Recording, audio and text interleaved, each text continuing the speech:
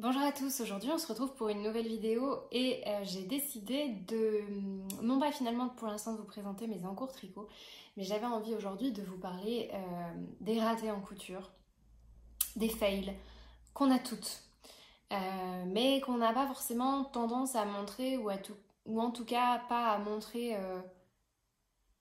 Comment dire, même moi en fait en y réfléchissant, je pense que le processus du ratage euh, n'est pas quelque chose que je montre euh, de manière régulière. Enfin, ça m'arrive de dire que j'ai raté des trucs ou quand je vous présente des projets, de vous dire bah voilà, à ce moment-là j'aime pas ça ou j'ai pas bien fait ça ou alors bah, ce projet je le porte pas au final parce que je me suis rendu compte que.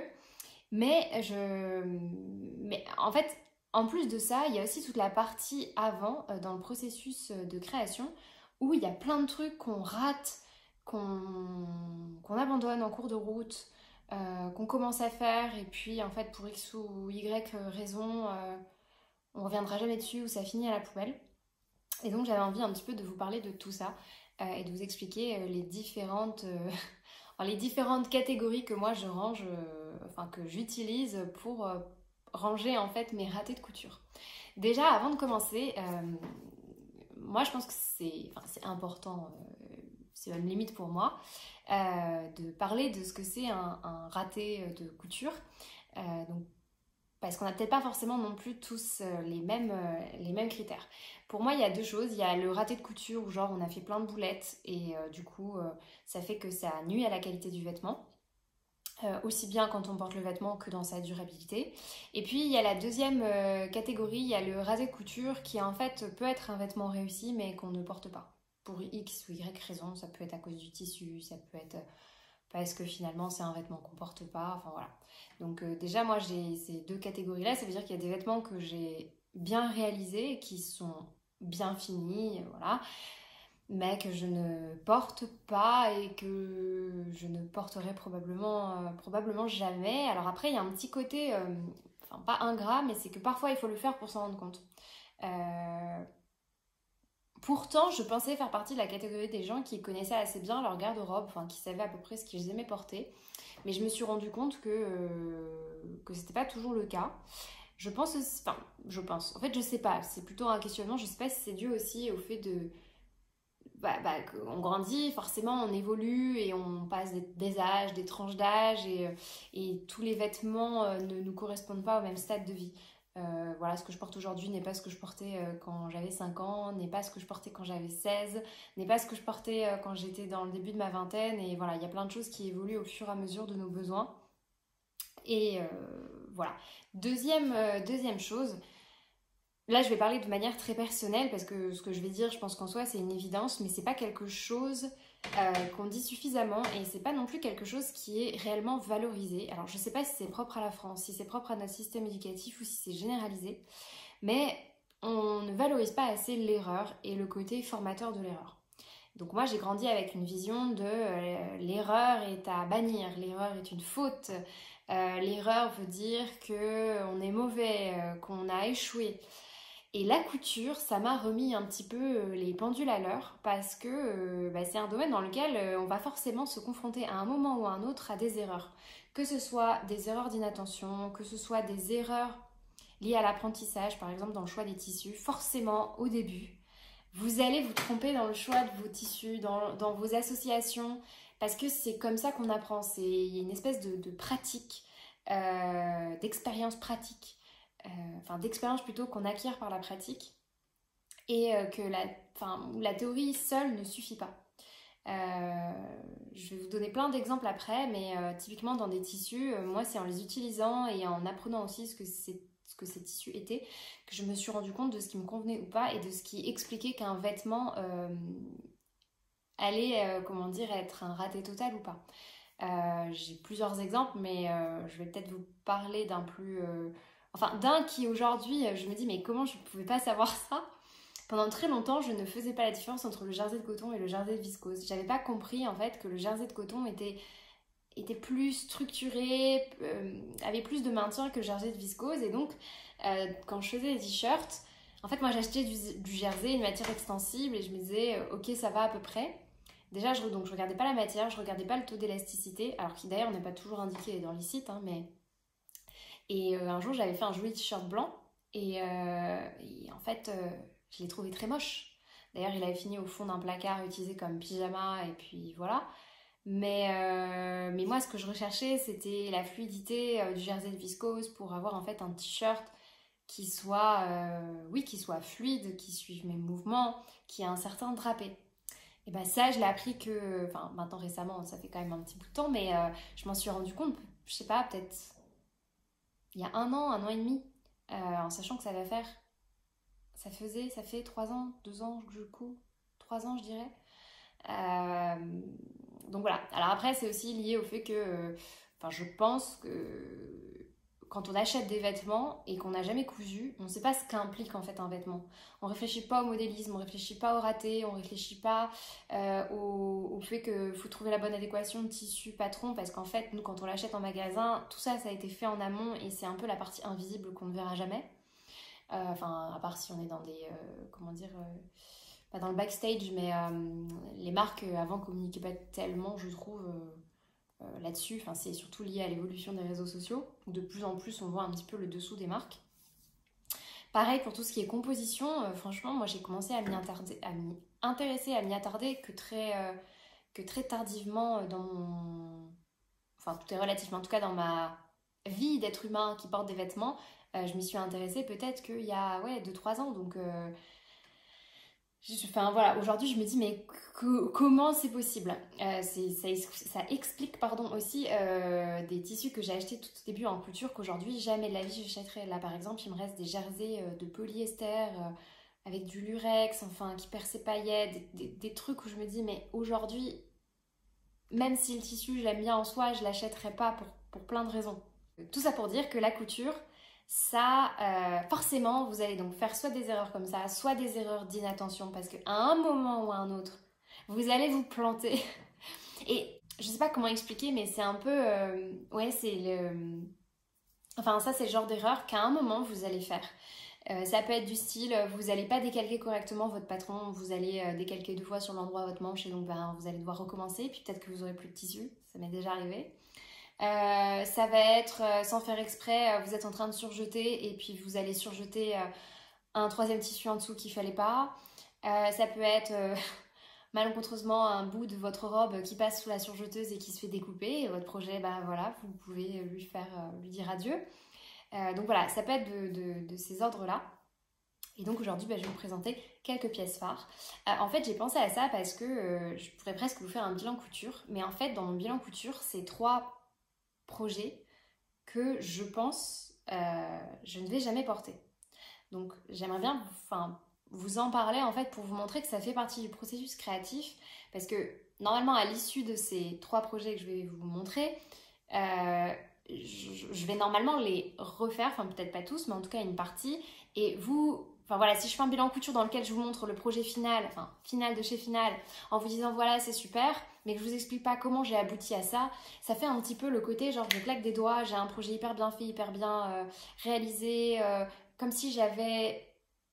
Enfin, je trouve que ça cache en fait tout le temps, l'énergie, que ce soit en réflexion, en réalisation, etc., que j'ai passé dedans. Je voulais commencer avec un projet en fait qui est aujourd'hui un raté, que j'ai un petit peu porté au début et puis qu'ensuite j'ai mis au fond d'une armoire, et qui aujourd'hui se trouve dans un bac pour voir si je pouvais réutiliser le tissu qui m'avait quand même coûté plus ou moins cher. Enfin, je crois que c'était une vingtaine d'euros. C'était un jersey côtelé que j'avais acheté chez Pretty Mercery. Pareil.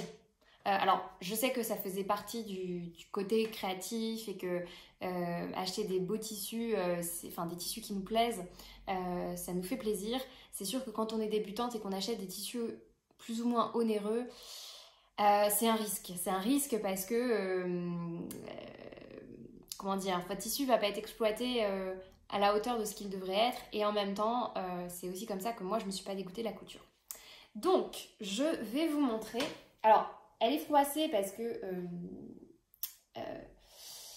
elle est froissée parce que voilà, elle est au fond d'un sac avec des poils de mon chat depuis une éternité. Mais cette robe, c'est la robe givre de Direndo. Alors, outre le fait que j'avais fait à l'époque une taille 40, qui peut-être aujourd'hui d'ailleurs m'irait, c'est un fail dans le sens où c'est un projet maille que j'ai cousu, je pense, dans mes tout débuts couture. Je pense que ça devait être mon genre 3e ou 4e projet, parce que très tôt j'ai eu envie de coudre de la maille et je ne savais pas que la machine à coudre n'était pas spécialement faite pour coudre de la maille. Ce que je veux dire par là, c'est qu'aujourd'hui on vous dit que vous pouvez coudre tout ce que vous voulez avec une machine à coudre. Ce qui est vrai, mais pas totalement. Dans le sens où votre machine à coudre ne remplacera jamais déjà des outils professionnels et puis n'aura jamais le même rendu par exemple qu'une surjeteuse. Or là, en fait, je vais vous montrer l'intérieur pour que vous puissiez comprendre. Donc voilà l'une de mes premières coutures avec les finitions comment dire, à la machine à coudre. J'avais cousu ça au point zigzag et je pense au point éclair qui d'ailleurs, enfin le point éclair c'est genre le point de l'enfer parce que une fois que vous avez cousu avec, bon courage pour le découdre, donc il faut vraiment être sûr de vous. J'avais essayé de faire une finition surgée avec ma machine à coudre en plus d'avoir cousu. Là j'avais fait point éclair, je ne sais même pas, point droit, non quand même pas. Enfin tout ça pour vous dire que si je vous la mets sur l'envers, cette robe, quand vous voyez les finitions que je fais aujourd'hui, ça vend pas du rêve. Hein. Alors évidemment, je faisais avec ce que j'avais, mais vous voyez, moi je trouve qu'aujourd'hui ce projet il est raté parce que aujourd'hui je ne le porterai pas.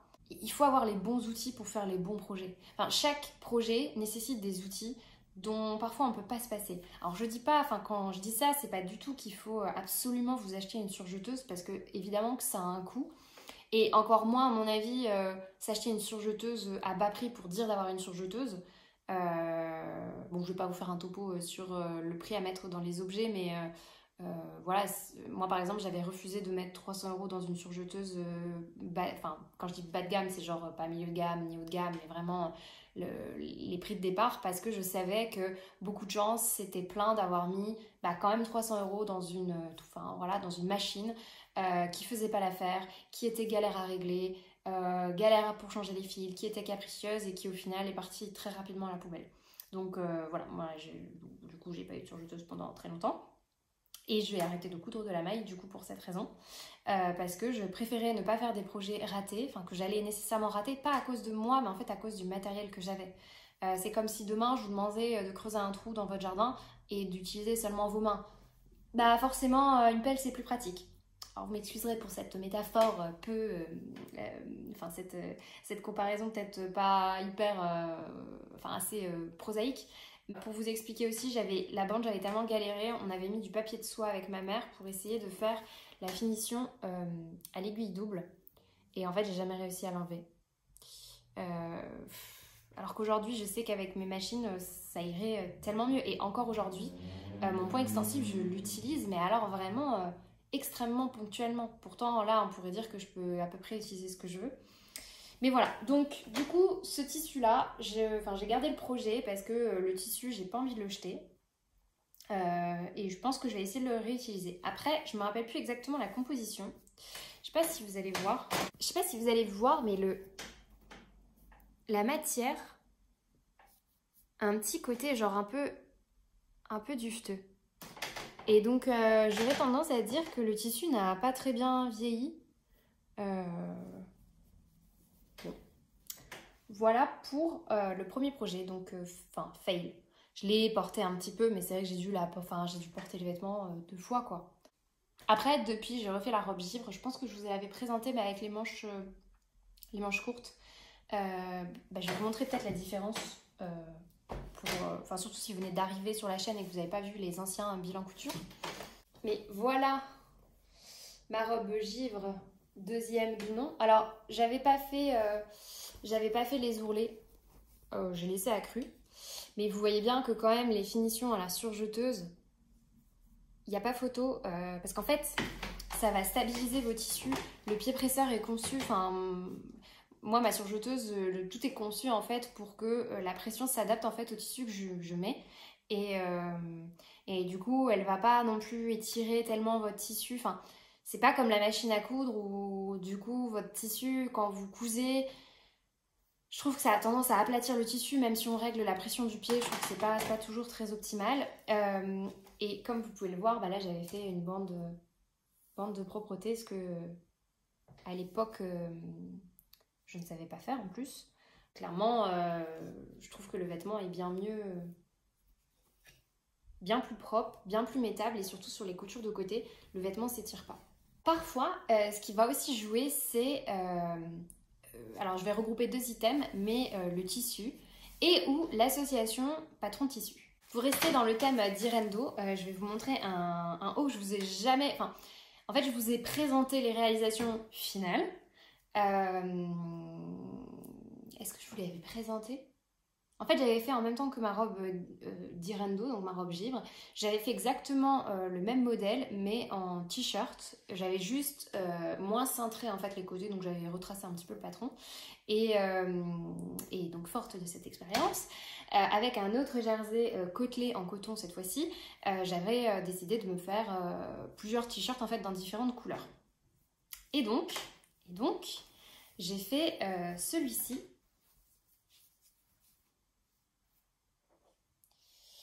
J'ai fait celui-ci, donc pareil, j'avais fait ma petite bande d'encolure, j'avais fait mes petites finitions en mode chou-fleur, enfin je sais plus comment ça s'appelle, mais c'est je sais plus quoi, en laitue. Et je sais pas si vous voyez le problème, mais posé sur moi, comment vous dire que ce t-shirt est difforme. Donc là c'est vraiment dû au tissu, alors en plus c'est une catastrophe. Pour vous dire, j'avais trouvé ce tissu chez Tissu de Rêve, c'était un jersey côtelé coton élastane. Et j'avais pris beige et kaki. Et comme je n'en trouve jamais, je me suis jetée dessus avant même... Enfin, je l'ai acheté en ligne, donc en plus, je ne savais pas ce que ça donnait. Et j'en ai acheté 3 mètres. Pour vous dire que j'ai 3 mètres de ça. Enfin, du coup, moins ça, quoi. Et 3 mètres en kaki. En sachant que je ne sais pas ce que je peux en faire. Parce que là, pour le coup, ce que j'avais pas prévu, c'est que ce tissu se déforme énormément. Donc maintenant c'est devenu un peu un haut de pyjama, mais enfin clairement il faut qu'il y ait personne à la maison parce qu'une fois sur deux, soit le truc me remonte derrière et baille complètement dans le dos, soit c'est devant. D'ailleurs pour la petite histoire, je vais juste enlever mon sweat. D'ailleurs je vous en ai pas parlé, c'est mon sweat Maxine dont je vous ai parlé dans ma précédente vidéo, qui n'est toujours pas terminée, hein. Je n'ai pas toujours, j'ai toujours pas fait les bords, c'est pas grave. Qui est très agréable, voilà, vu que ça rafraîchit un petit peu. Parce que quand même, le but des fails, c'est aussi de vous montrer quand je dis que c'est un fail, c'est que j'ai presque fait une encolure bateau sans le vouloir, d'accord? Mais normalement, il est censé arriver comme ça. Donc, je sais pas si vous voyez que il y a quand même un problème. Bon, bah là, vous voyez, j'avais le bon matériel, mais clairement, le tissu... je ne sais pas comment le dompter, je ne sais pas quoi en faire. Je pense que c'est pas un tissu fait pour... c'est pas un tissu en fait fait enfin, il a absolument aucun retour en fait. Normalement, quand vous mettez des tissus près du corps extensibles, le but c'est qu'ils s'étirent et qu'ils reviennent. Enfin, je sais pas comment ça s'appelle, mais là clairement, voilà. Si vous avez des... Puis, enfin, vous voyez que là je viens de tirer dessus, ça fait des bosses. Enfin, bon. Ben, si vous avez des idées pour les 5 mètres qui me restent, je suis preneuse. Je pensais me faire peut-être un t-shirt avec un élastique comme ça, c'est genre un peu moelleux, extensible pour dormir. Et puis je règle le problème avec ouais, un élastique de taille par exemple. Pour Léo, je m'étais demandé si faire un Didi de fibre mood ça passerait. Mais j'ai peur de me retrouver encore une fois avec un truc informe. Bon. Écoutez, si vous avez des idées, je suis preneuse. Donc ça, c'était là vraiment lié au tissu. Enfin, vous voyez, même en connaissant, en ayant une petite expérience des tissus mailles, ça, clairement, je ne l'ai pas vu venir. Autant vous dire que j'étais vénère. Le premier sentiment que j'ai eu, c'est de me dire que j'étais nulle en couture, quoi. Alors que ça faisait quand même un bout de temps que je cousais et c'était pas mon premier t-shirt, quoi. Donc, c'est bien, ça permet aussi chaque fois d'avoir une petite réflexion sur l'erreur, le rôle de l'erreur, et ce que ça dit de nous et l'estime qu'on a de nous. Je vous avoue que sur le coup, ça a failli passer par la fenêtre. J'étais pas contente du tout. Et surtout de me rendre compte que j'avais dépensé de l'argent pour rien dans des tissus que je peux pas utiliser. Pas encore. Dans la même catégorie, il y en a un autre, c'est l'association patron de tissu. Ça veut dire que en soi, le tissu n'est pas problématique, c'est juste que l'association qu'on fait de ce tissu avec un patron donné ne rend pas l'effet escompté. Et juste avant, j'ai oublié de vous en parler, là, dans le type des tissus, j'avais un jour acheté un polyester au coupon de Saint-Pierre, qu'à ce jour je ne sais toujours pas utiliser. Vous savez, c'est un petit tissu un petit peu plissé et je ne sais pas coudre ça. Enfin, j'ai tout essayé, quand vous passez, ça s'agrandit, enfin, un enfer, le truc, un enfer. Je sais pas si vous vous rappelez, pareil, dans un précédent bilan en couture, je vous avais présenté un petit top que j'avais copié du commerce. Et j'avais fait ça dans une viscose des coupons de Saint-Pierre léopard, jaune pétant. Et forte de cette expérience, je me suis dit, ah super, j'adore, je vais me le faire en lin, enfin en viscose lin. Et parce qu'en fait, mon but c'était de le faire en noir. Mais avant de le faire en noir et de m'acheter un lin viscose de qualité, je me suis dit, je vais tester avec ce que j'ai à la maison pour voir si le rendu me plaît. Sauf que j'ai pas pris un lin viscose, j'ai pris du lin. Et donc, quand on le voit comme ça, il est plutôt ok. Enfin, en plus, j'étais contente, j'avais agrandi les bretelles parce que je les trouvais trop fines sur l'autre. Je pense que j'avais touché aussi sur le côté parce que je trouvais que ça baillait. Et en fait, bah pareil. Ah, attendez, non, le pire, c'est que je l'ai doublé. Genre, voilà, enfin, je l'ai doublé pour que, vous voyez, qu'il se soit, je sais pas si vous allez voir. Et j'ai juste sous-piqué ici pour maintenir la doublure. Et en bas, alors j'ai mis en plus une doublure de la même couleur parce que j'avais rien d'autre. J'ai laissé comme ça. Et donc, amusons-nous. Ça, clairement, jamais de la vie, je le porterai. Alors peut-être que certaines personnes vont trouver que ça va. Genre mes parents étaient en mode, oh, je crois que t'es un peu trop dur. Mais non, quoi. Enfin, je sais pas ce que vous voyez, mais c'est tellement structuré du lin que genre... Donc le tissu est plutôt pas mal. Le patron, allez. Juste l'association des deux. Enfin, vous voyez, moi j'aime bien les rentrer, faire blouser et tout. Et en fait, regardez ce que ça fait. Alors ok, là j'ai un truc en dessous. Mais même sans le truc en dessous, ça fait ça, quoi. Donc déjà, je pense que le doubler avec du lin... Enfin, doubler du lin avec du lin, c'était pas une bonne idée. J'aurais dû doubler du lin avec, je sais pas, un voile de coton, un voile de viscose, etc. Et puis le lin, ça a une tenue un peu rigide quand même. Troisième type, enfin au quatrième, ça dépend si le précédent vous le comptez comme un ou deux. Il y a le raté en fait du... Enfin, lié au style. Enfin, c'est-à-dire que vous faites un vêtement et vous vous rendez compte en fait, vous n'allez pas le porter. Alors peu importe d'ailleurs les finitions, donc ça c'était au début de la vidéo, je vous distinguais deux ratés, le raté où genre en fait on se plante dans la réalisation et ça va gâcher la qualité du vêtement ou sa durabilité, et il y a le raté, c'est-à-dire le vêtement peut être ok mais en fait vous le portez pas, donc au final c'est un peu un raté dans le sens où c'est comme quand vous achetez un vêtement que vous portez pas, quoi, c'est l'argent un peu jeté par les fenêtres. Tout au début en couture, j'ai cousu quand même deux jupes avant de me rendre compte que je ne porte pas de jupe. Donc j'avais cousu cette jupe de... Je crois que c'était Louis-Antoinette. Oh, je sais même plus. En tout cas, c'est une marque, il me semble, qui n'existe plus aujourd'hui. Et j'avais cousu dans ce tissu qui est un crêpe de polyester, me semble-t-il, qu'aujourd'hui, jamais de la vie... Enfin, jamais de la vie j'achèterais. Je sais pas trop parce que je l'aime beaucoup, mais ça tient pas chaud, c'est du plastique, enfin ça fait transpirer, donc clairement, il y a mieux. Après, pour les bas, c'est sûr que c'est quand même... Ça a des avantages. Enfin, ça a des... plus loin avantages. Voilà ma petite jupe qui en plus est une jupe courte. Autant vous dire que ça, j'ai dû le porter une fois et puis plus jamais. Surtout qu'en plus les couleurs ne s'associent avec rien dans ma garde-robe, puisqu'en fait quand j'ai commencé à coudre, je faisais surtout des coups de cœur, des associations parfois plus ou moins foireuses au niveau des tissus, mais j'aimais bien les motifs, j'aimais bien... Mais je regardais pas la composition comme je vous le disais, donc là j'ai réfléchi à rien du tout. Et ni même à la couleur. Or, je porte jamais de couleur flashy en bas, ou à de rares exceptions. Et là, en plus, oui, avec ça, j'ai aucun haut qui va du tout avec. Donc, en plus, je peux l'associer avec rien.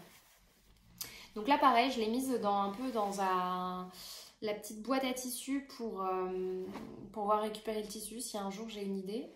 Pour l'instant, je ne sais pas quoi faire avec. C'était le début des fermetures invisibles qui ne sont pas invisibles. Mais je pense qu'à l'époque, je n'avais pas le pied invisible. Donc j'avais essayé de repasser tant bien que mal pour que de loin, ça ne se voit pas. Et je n'avais pas non plus ma surjeteuse. Toujours pas. Donc heureusement c'était du crêpe de polyester qui s'effiloche pas. Voilà.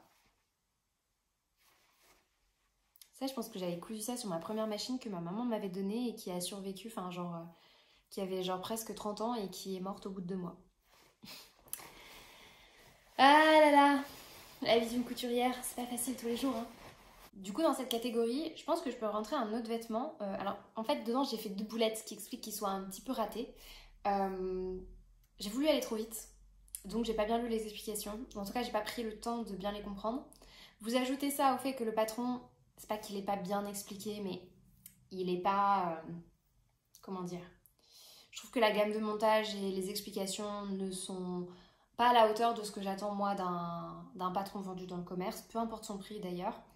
Et ce qui fait qu'à un moment j'ai découpé parce qu'il y avait des crans. Mais en fait, il faut surtout pas découper comme il y a des crans. Faut juste les marquer avec une épingle ou quelque chose comme ça. Parce que sinon, en fait, vous coupez votre tissu. Mais après, ça reste. Parce qu'en fait, c'est pas vraiment un cran de montage. Donc ça, je vais vous en parler. Et puis, à le rendu, au final, je me suis rendu compte que le vêtement, c'était peut-être pas un vêtement que je portais spécialement. Donc là, on va commencer à aborder les 3 derniers vêtements que j'ai fait pendant mes vacances qui, pour moi, sont des fails, des ratés, pour des raisons très différentes. Je vous présente le top Martina de Gaël So. Alors, ce patron, je l'ai trouvé magnifique. J'ai craqué dessus quand j'ai vu les photos sur Instagram. Pour moi, c'était en fait le modèle qui allait me permettre de réaliser le t-shirt carreau de Cézanne que j'avais acheté dans une taille trop petite qui m'allait pas, que j'ai renvoyé, que j'ai pas osé réacheter, mais qu'en fait j'aime bien. Et voilà, je m'étais dit à partir de ce patron-là, je vais pouvoir bidouiller un truc. Au final, j'avais pas assez de tissu parce que je voulais faire ça dans un jersey côtelé. Et donc je me suis dit, c'est pas grave, je vais faire une toile. Je vais prendre un jersey où genre, je sais pas trop ce que je vais en faire. Donc celui-ci, parce qu'au fait la couleur, finalement, je suis pas sûre de vouloir me faire un t-shirt dans cette couleur-là et de le porter. Donc je me suis dit, autant que ça me serve de toile parce que sinon le tissu va dormir. Alors, ce patron, je trouve que, si vous voulez, par rapport à pas sa conception, mais quand vous voyez les pièces de patron, c'est juste des grands rectangles, plus ou moins grands, en fonction de votre taille et de votre taille de bonnet. Et après, voilà, vous suivez le montage. J'ai pas vraiment pris de plaisir à le faire. Enfin, comment dire que la gamme de montage... Ouais, quand j'ai ouvert le fichier de guide des instructions, j'ai pas aimé la présentation. J'ai trouvé que ça fait un peu brouillon. Mais la créatrice a fait un live. Alors pareil, en fait, moi je trouve que les points épineux sont pas bien. Enfin, c'est pas qu'ils sont pas bien montrés, c'est qu'un live sur Instagram, la qualité est pas toujours au rendez-vous. Et en plus, vous pouvez pas vous arrêter, vous pouvez pas mettre pause. Enfin, je trouve ça un peu relou. Moi, je préfère les vidéos YouTube. Vous pouvez ralentir, remettre en arrière, etc. sans que ce soit galère. Mais je trouve qu'en fait, le résultat... à chaque fois, je me dis waouh, quand je vois en fait le truc de base et la réalisation finale, je me dis toujours oh, ça doit être hyper complexe, ça doit être un truc de ouf. Et en fait, non. Sauf que ce patron, comme je vous l'ai dit, j'ai un peu galéré sur l'écran de montage. Alors, c'est un peu ma faute parce que j'aurais dû me poser pour voir, pour prendre le temps de réfléchir à comment il est monté. Mais je sais pas, j'étais dans une phase où j'avais envie de coudre, j'étais pressée de coudre et j'ai voulu aller un peu vite. Donc ça, c'est la pire erreur à faire, hein, évidemment. Chaque fois que je vais trop vite, de toute façon, je fais n'importe quoi. Mais honnêtement, s'il n'y avait pas eu le live de la créatrice, ouais, c'est pas que c'est pas un patron que je recommanderais pas parce que le résultat final est super, enfin, est très sympa et j'ai eu plein de nanas sur Instagram le porter et c'est magnifique sur elle. Mais ouais, j'ai été déçue par la gamme de montage. Après, ça me fait un peu mal au cœur de dire ça parce que la créatrice est adorable. Genre, quand je lui ai posé des questions, elle m'a tout de suite répondu. Et voilà, après, c'est peut-être juste moi, mais moi, c'est vrai que j'aime bien les patrons bien présentés, propres, finis un peu professionnellement. Et j'ai trouvé que là, c'était pas tellement le cas. Alors, vous me direz, ok, le patron, alors certaines l'ont eu gratuite. Moi, c'est pas mon cas, je l'ai payé et je l'ai pas payé pendant la promo, donc je l'ai payé 5 €. c'est à la fois que 5 euros, mais en même temps, moi je vous ai déjà dit que peu importe le prix que je mets dans quelque chose, du moment où il y a un achat et que c'est quelque chose de réfléchi, bah, j'attends en fait, j'attends quelque chose. Et j'aime pas me dire que ça coûte que 5 euros, donc c'est pas grave, c'est pas bien fini, entre guillemets. Quand on voit que des patrons de tricot, ça coûte entre 5 et 8 euros, et quand on voit le travail qu'il y a derrière, enfin voilà, pour moi, le fait de payer quelque chose, j'attends forcément certaines choses, mais c'est pas parce que c'est plus ou moins cher que du coup, enfin c'est pas parce que je vais payer moins cher que d'autres patrons que j'attends que je vais me dire c'est pas grave si c'est moins bien. Je sais pas si c'est très clair. Mais pour reprendre ce patron, bah, c'est un peu un raté parce que je sais pas si vous allez voir ici, mais il y a un petit cran de montage en fait que j'ai coupé. Et en fait que j'aurais simplement dû symboliser avec un petit crayon effaçable, etc. Ce qui fait qu'en fait j'ai coupé dedans et c'est trop tard. La deuxième chose, c'est que j'aime pas les finitions. Tout est fait à la machine à coudre. Alors je comprends pourquoi. Moi du coup j'ai essayé de le faire quand même à la surjeteuse parce que les finitions me plaisaient pas et ça faisait un peu vêtement, genre vêtement du commerce mais qui est pas vraiment vêtement du commerce et qui est fini de manière un peu brouillonne. Comme je vous l'ai dit, alors le point zigzag je ne trouve pas pratique parce que du coup ça fait des démarcations dans votre tissu et comme tout le tissu n'est pas bien cousu vu que c'est un zigzag, vous avez des moments où le tissu fait ça du coup, enfin quand vous tirez sur la couture. Le point éclair, bah, quand vous commencez un projet que vous ne connaissez pas, c'est un enfer parce que c'est impossible à démonter, donc à un moment en fait j'ai dû couper dans mon top et donc du coup je pense qu'il y a une marge de couture que j'ai rabotée. Après c'est un tissu extensible donc c'est moins grave. Et troisièmement, je ne suis pas sûre que ce soit le genre de patron que j'aime porter. Alors déjà, là, par manque de tissu, j'ai fait en fait l'équivalent d'une toile et donc je n'avais pas assez de tissu pour faire des manches longues. Donc déjà, ce serait plutôt quelque chose à mettre au printemps parce que là, clairement en hiver, j'ai froid dans le dos, j'ai froid devant, j'ai froid aux mains. Enfin, j'ai froid ici. Donc c'est pas le genre de choses que je vais porter en hiver. D'ailleurs, je vais peut-être vous montrer quand même le dos. Vous voyez ? Les finitions qui n'étaient pas à mon goût. Le fait qu'il y avait des crans qui n'étaient pas à mon goût font que je l'aime bien, mais oui, je le vois plus ce vêtement comme une toile. Alors, les gens à qui j'ai envoyé des photos m'ont dit waouh, il est super, waouh et tout.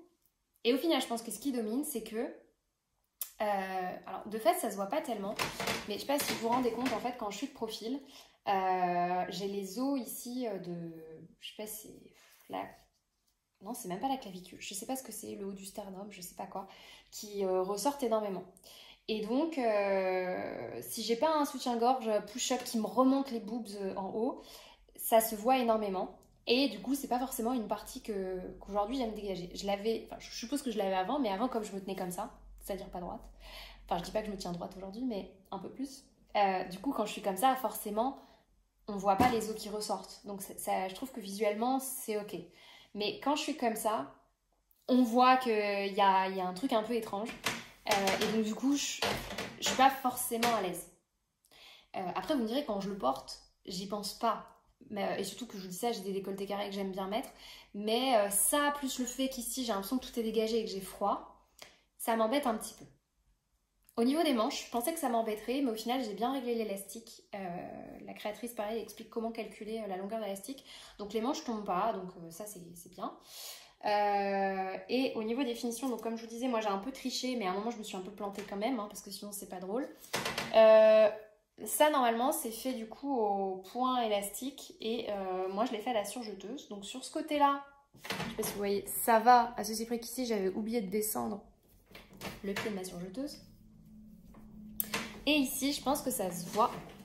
Désolée, je vous montre mes boobs en même temps, mais en fait je suis allée trop loin, ce qui fait que il faudrait que j'essaye de replier pour pas que ça se voit. Pareil, le montage ici était un peu compliqué, donc en plus c'est pas... Il y a un truc qui ressort qui devrait pas ressortir, mais j'ai pas compris. Enfin, pourtant j'ai bien suivi. Là j'avais pris mon temps, mais même avec le live et les explications, j'ai galéré.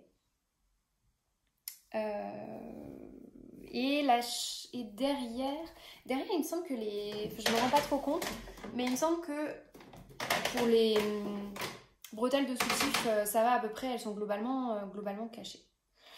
Donc voilà, ce haut là, à la base je l'avais fait pour peut-être me dire qu'ensuite j'allais l'allonger en robe, vous voyez, en faisant un mix de ce patron en haut et du bas de la robe givre. Mais je sais pas trop. Je sais pas trop quoi faire. C'est vrai que là, je me re-regarde et je me dis, oh, il est pas si mal que ça, ce haut. Mais bon, là, de toute façon, il fait trop froid, j'ai froid de partout, là. Vous voyez, j'ai qu'une envie, c'est de m'enrouler dans une couverture ou dans un châle, quoi. Donc, pour vous expliquer quand même la suite, suite à ce projet, j'ai recherché un peu des vêtements en maille, parce qu'en fait, j'ai un mariage bientôt, mais un mariage en hiver, clairement, moi, j'ai pas envie de me peler. Donc, je veux pas faire une robe courte. Je veux faire une robe dans une matière qui va me tenir chaud, donc pas du polyester, ni un tissu trop fin. Je veux un truc que je puisse remettre, un truc agréable pour pas avoir le bidon serré de ouf dans ma robe et pour pas être, enfin je sais pas, vous savez parfois quand on est trop serré du coup ça accentue le côté froid. Et donc j'avais souvenir d'un patron McCalls qui est le M8174 qui est celui-ci. Je ne sais pas ce que vous voyez. Est-ce que vous voyez? Attendez, parce qu'en plus j'essaie de voir avec le retour. Et donc, moi, je voulais faire cette version-là, donc avec les manches longues qui sont bouffantes, décolleté carré et jupe fendue. Donc ça, c'est le deuxième projet dans lequel j'ai voulu me lancer. Et alors pareil, j'ai fait une toile, c'est-à-dire que j'ai utilisé des tissus de récup. Et c'est aussi un fail. C'est aussi un fail parce que McCall, c'est compliqué de trouver sa bonne taille. Ça veut dire que quand vous regardez les mensurations, en fait moi soit c'est la bonne taille, soit c'est trop petit, soit c'est trop grand, et en fait d'un patron à l'autre c'est jamais la même chose.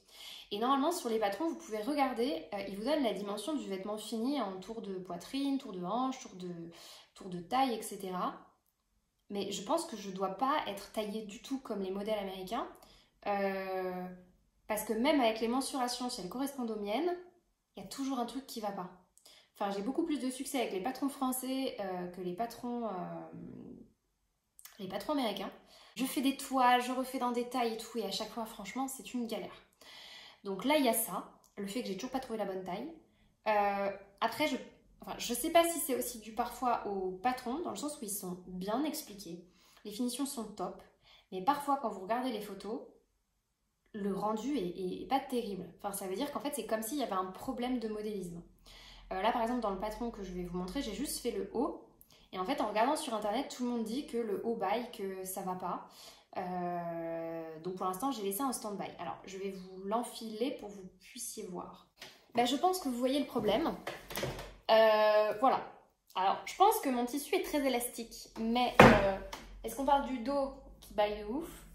Pour les manches, la dimension d'élastique qui prévoit, bah, en fait, il y a des modifications à faire selon votre morphologie. Donc là, moi, j'ai réajusté en suivant ce que j'avais fait dans le top de Gaël So, donc dans le top Martina, pour que ce soit vraiment adapté. Mais vous voyez, bon, là, clairement, c'est un fail. Heureusement, c'est une toile, mais là, de toute façon, j'aurais... Enfin, je sais même pas si je peux l'améliorer. En fait, il faudrait que, du coup, je couse ici. Enfin, vous voyez que je réduise ma marge de couture. Parce qu'en plus j'ai pas eu assez de tissu, donc j'ai dû faire des découpes, enfin, voilà. Donc il faudrait que éventuellement je fasse ça. Je trouve que les bretelles, l'écran de montage du coup sont trop échancrés, enfin c'est trop dégagé, donc du coup on voit les bretelles de soutif devant, derrière. Et on a, enfin cette partie-là est bien trop dégagée, enfin là je pense que vous avez vu la différence entre le top Martina et ce top McCalls. Ici, dans plein de versions même qui sont finalisées chez plein d'américaines, en fait ça baille un petit peu. Donc eux en fait ils disent qu'à un moment, enfin bref, on fait une finition, on rabat, voilà. Puisqu'en fait vous ne cousez pas jusqu'au bout, donc comme ça vous permet de faire la finition. Là pour vous dire, il faudrait presque que je mette un élastique. Que je couse un élastique qui en fait fasse froncer un peu le tissu mais le plaque. Donc faire un élastique ou de la laminette, quelque chose comme ça. Pareil dans le dos. Et pour vous dire, je n'ai même pas fait la jupe fendue parce que entre la taille et la question de morphologie, voilà, j'ai peur de me prendre la tête. Donc pour l'instant, j'ai laissé ce projet en stand-by parce qu'en fait, pareil, vous voyez que c'est quand même un peu similaire au top Martina. Je suis pas sûre en fait que ce haut-là, ce genre de haut me convienne. Alors celui-là me convient un peu plus parce que ça fait un décolleté carré, pas arrondi, mais vraiment carré. Dans le sens où il y a vraiment des angles. C'est un peu plus remonté, donc du coup j'ai moins le devant à l'air, mais voilà, trop grand. Pourtant, j'ai déjà fait une taille en dessous de ce que j'étais censée faire. Je crois que moi, je rentre dans la case du 12, qui équivaut à un 40, si je dis pas de bêtises. Et là, c'est déjà un 10. Enfin, limite, j'aurais pu faire le 6, quoi. Ou le 8, je sais plus la plus petite taille ce que c'est, mais voilà. Alors après, évidemment, dans ce type de patron, il y a une difficulté supplémentaire, c'est qu'il faut prendre en compte le taux d'élasticité du tissu. Est-ce qu'il est mou? Est-ce qu'il est un peu ferme et tout? Mais là, en fait, il faut normalement un tissu qui a au moins 50% d'élasticité. Donc normalement, c'est plutôt ce genre de tissu qu'il faut, quoi. Qui a un bon retour, qui est assez extensible. Bon, surtout que j'ai déjà utilisé pour d'autres vêtements, notamment ma robe givre, et là, c'est nickel. Donc, bon, et voilà, vous voyez, ça, typiquement, bah, pour l'instant, je sais pas quoi faire. Donc, j'ai un peu laissé en stand-by, ne sachant pas si c'était réellement un vêtement que j'allais porter, qu'il faudrait... Enfin, en plus... Ah oui, je l'ai cousu à l'envers. Enfin, voilà, j'ai fait toutes les bourdes possibles et inimaginables pendant les vacances. Ça veut dire que j'ai cousu les manches envers sur endroit. Enfin bref, j'avais le corps à l'endroit, les manches à l'envers. Bref.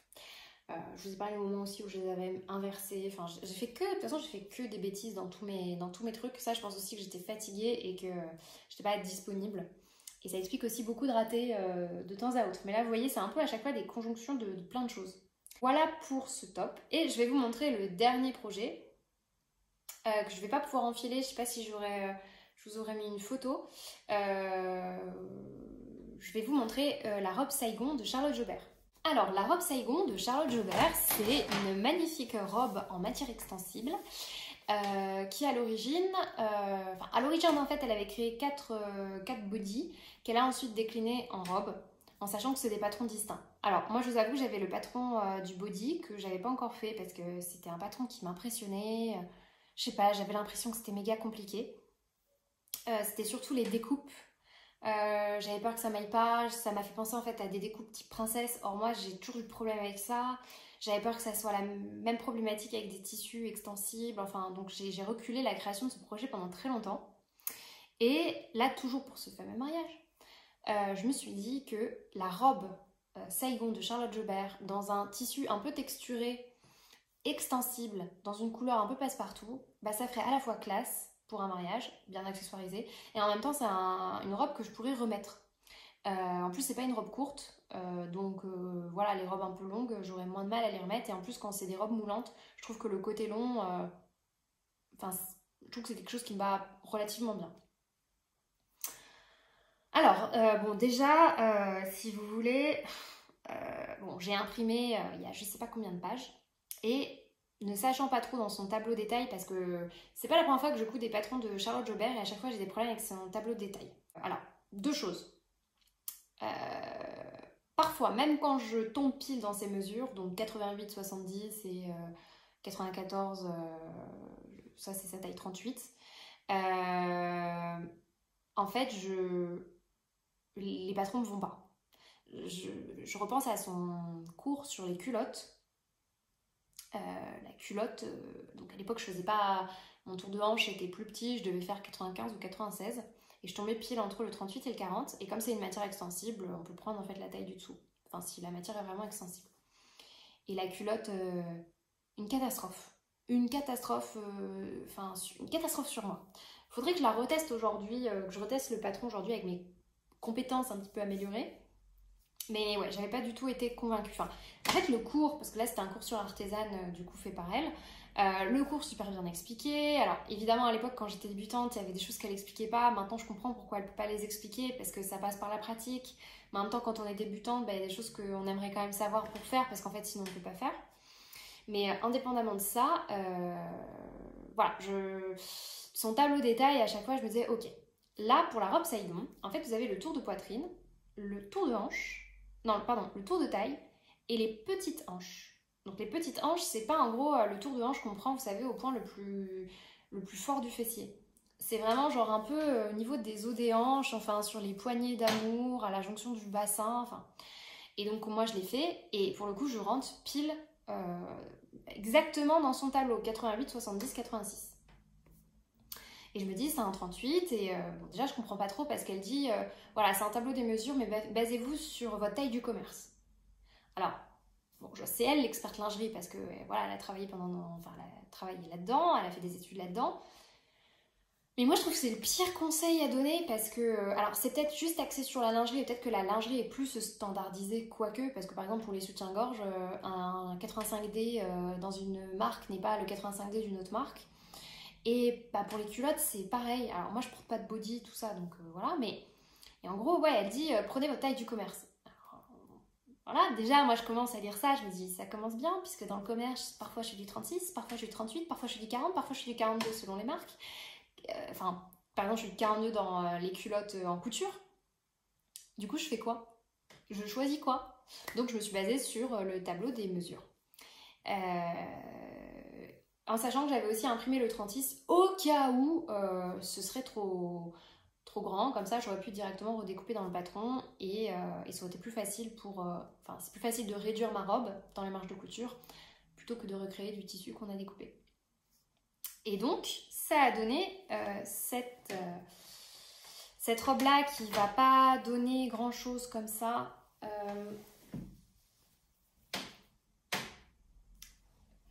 Donc, qui est une robe en fait avec un décolleté dos devant. Vous avez un jeu de foulard. Alors, je suis désolée, le noir, ça doit pas bien se voir. Un jeu de foulard croisé devant. Et puis, en fait, la robe... Vous avez normalement une fente, je pense que vous la voyez. Voilà, alors comme d'habitude, je me suis dit je vais me faire une toile, je vais prendre ce que j'ai sous la main. Donc j'avais une dentelle stretch à peu près dans les deux sens, qui m'avait coûté une misère, 10 € les 3 mètres. Et bah, comme elle est transparente, je m'étais dit il y a une partie, il va falloir que je la double avec du jersey, que je n'avais pas. Enfin bref, j'ai cherché dans tout mon stock. Et bon, j'ai réussi du coup à doubler la partie que je ne voulais pas transparente, c'est-à-dire la partie où on voit mes fesses et ma culotte.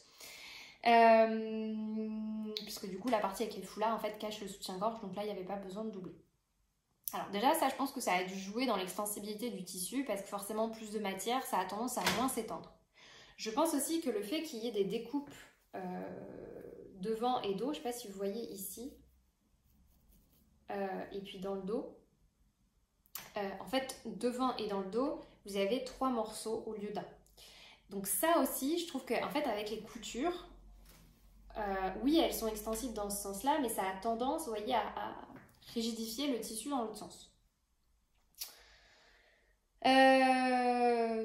Bon, voilà, donc je fais des boulettes, le même genre de boulettes dont je vous parlais tout à l'heure. Est-ce qu'on va la voir, ma boulette? Non, parce que c'est quand même, voilà, c'est quand même drôle. Enfin, c'est drôle. Sur le coup, je rigolais pas trop, mais... je veux absolument vous montrer. Ah voilà.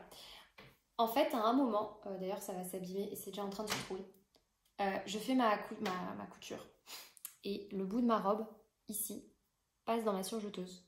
Donc en fait, j'ai essayé de recoudre avec un petit point ici.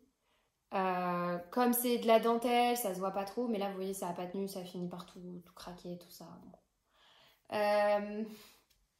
Bon bref, donc ça c'était une erreur d'inattention. Sur le coup, je me suis immédiatement dit, heureusement que c'est pas mon projet final, hein, parce que je pense que j'aurais crisé. Et donc du coup, pourquoi c'est un fail? Parce qu'en fait, quand je l'enfile, elle est trop petite. Alors, au niveau du corps, ça passe. C'est bien plaqué, c'est bien moulant. Je pense qu'en fait, c'est... Enfin, en haut, on peut pas dire que ce soit dû à la superposition des tissus, parce qu'en fait, j'ai pas doublé le haut. Peut-être que la matière est pas suffisamment extensible, je sais pas, pourtant... ça passe, enfin, j'ai suivi ces recommandations et globalement ça va. Par contre au niveau des hanches, comment vous dire que c'est... Heureusement qu'il y a une fente parce que sinon je fais craquer le tissu. Et en fait je trouve ça... Alors je me dis c'est une toile donc le but de la toile c'est de vérifier la taille, de faire des ajustements et d'ailleurs elle recommande de faire un prototype. Et là j'ai trouvé ça dommage en fait qu'elle mette pas son tableau du tour de hanche en fait parce que du coup... moi, vous voyez, j'ai surtout un écart entre mon tour de taille et mon tour de hanche qui est très prononcé, j'ai 30 cm d'écart. Clairement, c'est pas le tour de petite hanche qui est utile, quoi. Donc, j'ai recherché d'autres patrons que j'ai d'elle, puisqu'elle utilise globalement la même barre de... le même tableau des tailles. Et donc, en re-regardant son tour de hanche, effectivement, j'aurais dû prendre en fait entre un 40 et un 42. Donc, tracer quelque chose entre les deux. Et voilà, donc cette robe est un raté dans le sens où de toute façon elle ne me va pas. Après, c'est vrai que j'aurais aimé faire une toile portable, mais si elle l'est pas, c'est pas grave. Alors, ça fait beaucoup de tissu, mais comme je vous l'ai dit, c'est du polyester, donc aujourd'hui c'est plus du tissu que je porterai de manière régulière. Je pense quand même que je vais essayer de réutiliser donc ce tissu-là pour faire des culottes, des choses comme ça. Donc cette robe va aller au placard le temps que je la réutilise. Je vais récupérer le jersey de viscose ou jersey de coton, je sais même plus ce que c'est, j'avais acheté ça. Je crois que c'est du jersey de coton bio. J'avais acheté ça pour les culottes. Donc autant vous dire que là, je vais bien redécouper pour récupérer mon tissu. Et je vais quand même monter avec, j'ai de la laminette, je vais quand même m'entraîner dessus pour faire le montage du coup à la laminette. Alors elle fait un colletage, donc en fait vous découpez des bandes de tissu avec de la laminette pour retourner. Moi je pense que je vais me contenter de poser de la laminette, de retourner comme un élastique en fait. Pour pouvoir m'entraîner, voir ce que ça donne, est-ce que ça plaque bien. Voilà. Du coup, moi j'aime bien tirer des leçons un petit peu de tout ça. Si je vous ai montré un peu mes différents fails, je trouve qu'en fait, alors évidemment il y a des ratés et il y a des ratés qui m'ont mis hors de moi, surtout quand on fait des boulettes du style coupées dans son tissu à la dernière minute. Ça c'est, je pense, le pire du pire. Mais en fait, dans tous ces ratés, je trouve que si on les voit comme des étapes nécessaires à la réalisation, à la réussite d'un projet final, bah, tout de suite, ça change notre perspective. Donc aujourd'hui, après toutes un peu les erreurs que je vous ai montrées, à chaque fois j'en ai tiré des leçons. Et donc c'est la raison pour laquelle je fais bien plus de toiles aujourd'hui qu'avant. Alors, vous avez des personnes qui vont faire des toiles dans de la toile à patron. Moi, si par exemple j'ai des tissus que je me rends compte que je ne vais pas mettre, que j'arrive pas à vendre, etc., bah tant pis, peu importe le prix qu'ils ont coûté, je découpe dedans pour faire ma toile. Ou alors, je réutilise des tissus que j'ai, vous voyez, typiquement dans ma robe, si j'avais un patron à retester, je pourrais très bien redécouper des morceaux dedans. Alors c'est sûr que ça demande du temps parce que le vêtement est cousu, donc il faut d'abord le couper pour découdre les côtés, etc. Mais à chaque fois, je me dis que c'est pas du temps perdu, c'est du temps en fait que j'étais obligée de perdre pour acquérir des nouvelles connaissances et des nouvelles compétences. Parce que tout ça, vous voyez que ça m'a appris des choses sur mon style, sur l'adéquation tissu, tissu patron. Et quand même, par exemple, il y a un an, je vous disais que je galérais sur les associations tissu patron. C'était la source de nombreux fails. Et ça me frustrait énormément. Et aujourd'hui, j'en fais beaucoup moins. Mes associations patron tissu sont bien plus réussies. Enfin, j'en ai eu une récemment, mais voilà, vous voyez, parce que j'avais jamais cousu de lin. Donc en fait, c'est un apprentissage nécessaire. Et voilà, je trouve que c'est un peu la différence. Donc oui, je parlais des toiles. En fait, une chose qu'on nous apprend jamais, c'est que parfois on a des ratés en pensant qu'en fait c'est nous qui avons raté. Mais on oublie aussi la dernière catégorie, ça veut dire que les patrons ne sont pas, enfin, sont standardisés quand même. Donc ils sont pas faits pour notre corps à nous. Donc même peu importe les mensurations qu'on a, on n'a peut-être pas la même longueur de buste, la même longueur d'entrejambe. Et donc en fait tous ces détails vont jouer sur le rendu du patron. Et moi je trouve qu'aujourd'hui ce qui me manque, c'est un véritable apprentissage sur comment adapter, modifier les patrons. Parce que ça, vous voyez, c'est quelque chose que je n'ai pas encore. Je pense qu'on apprend en faisant du modélisme, mais c'est quelque chose qui me manque. Et donc aujourd'hui je sais que parfois c'est nécessaire de faire 2 ratés pour une réussite. Parce qu'en fait, ça, en prêt-à-porter, ça existe. C'est juste qu'on ne voit pas cette phase de création, de prototype qui existe, mais que nous, on ne voit pas. Mais en fait, en couture, c'est rare de réussir les choses du premier coup. Ou alors, ça va être des vêtements amples ou des vêtements peu ajustés où du coup, la marge de manœuvre, elle est possible. Enfin, vous voyez, par exemple, j'ai des chemises liserons en taille 40 et en taille 38. La taille 38 me va mieux, mais la taille 40, faudrait vraiment avoir l'œil dessus pour se dire que ça me va pas. Parce qu'on fait pas trop attention à la ligne d'épaule, où est-ce que ça m'arrive, la carrure, etc. Parce que c'est pas un vêtement qui est fait pour être cintré. Par contre, un bustier, si vous n'avez pas la bonne taille, si c'est pas adapté à votre morphologie, c'est raté. Et enfin voilà, il n'y a pas de genre ça passe à peu près. Non, si c'est raté, enfin voilà, après moi j'aime pas du tout mettre des choses qui sont ratées, mais parce que je trouve qu'il n'y a rien de pire qu'un vêtement qui n'est pas fait pour notre corps. J'ai oublié de vous parler pardon, de la dernière catégorie, mais je tenais quand même à en parler. Parfois, il y a juste la malédiction, ça veut dire tout est bien fait, l'association est ok, et juste le patron vous va pas. C'est pas fait pour votre corps, pour votre morphologie, ou en tout cas, genre, ça vous met pas en valeur. Et je vais juste vous montrer rapidement un dernier projet. Cet été, j'ai voulu me faire des maillots de bain.